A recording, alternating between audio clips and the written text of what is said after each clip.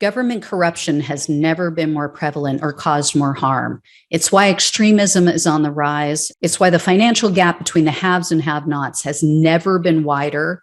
And it's why our planet is at risk of an extinction level tragedy. That's why I need your help to keep exposing the truth about the rot on both sides of the aisle. Become a supporter or a friend of the show today by clicking on the coffee link in the description box below. Friends of the show join me on a Zoom hangout once a month, and you guys can ask me any questions you want, and I can get to know you better.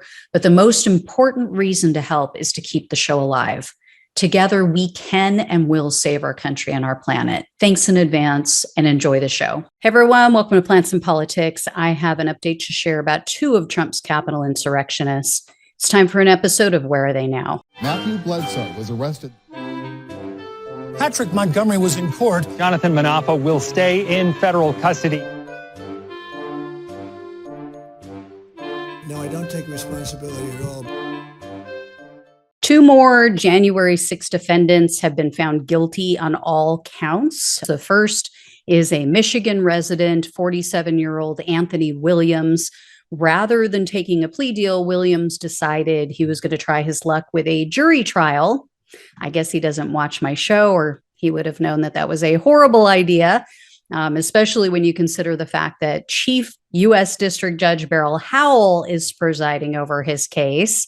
So she will now have the final say on his sentencing. Outside of one random recent week sentencing that I shared with you guys, she has been by far the toughest January 6th judge. And as viewers of Plants and Politics could have predicted, Williams was convicted on all counts by a jury of his peers, including the felony charge of obstructing an official proceeding. That one charge comes with a maximum 20-year sentence, although federal sentencing guidelines are more like 5 to 6 years, if I remember correctly. So, it's not going to be anywhere near 20. Either way, though, he's looking at time behind bars. But, Williams did say January 6th was the, quote, proudest day of my life. So, Williams, you should just send your thank you note to Mar-a-Lago. I'm sure Trump will visit you in prison. He loves you, Anthony. He thinks you're very special. Yeah, you're going to jail. So one other thing I wanted to mention about this case is that Williams is using a public defender. So it's really nice to see Trump supporters embracing socialism like this. It really is.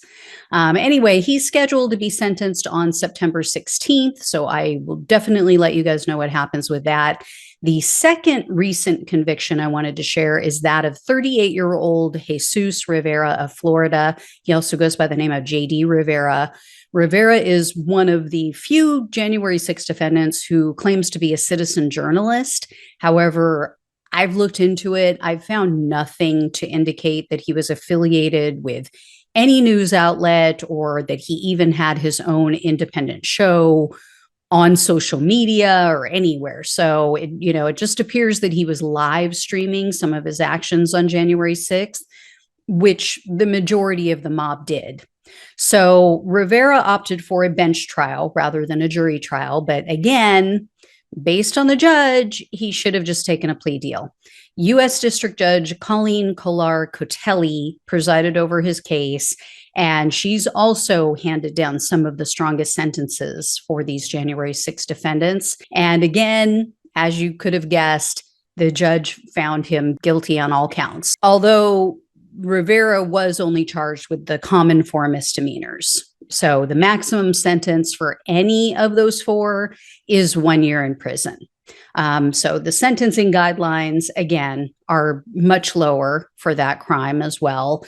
Realistically, considering that he refused a plea deal, I would say, I don't know. I would expect the judge probably to give him between 3 to 6 months. A specific date hasn't been scheduled yet for his sentencing, but I did find a comment that he made on Twitter in which he said that he'll be sentenced in November. So I'll let you guys know on that one as well. Two more convictions. Like I said in another video, I think the fact that these guys only look at right-wing news is detrimental to their futures because they're not hearing about the other people who were convicted by a jury.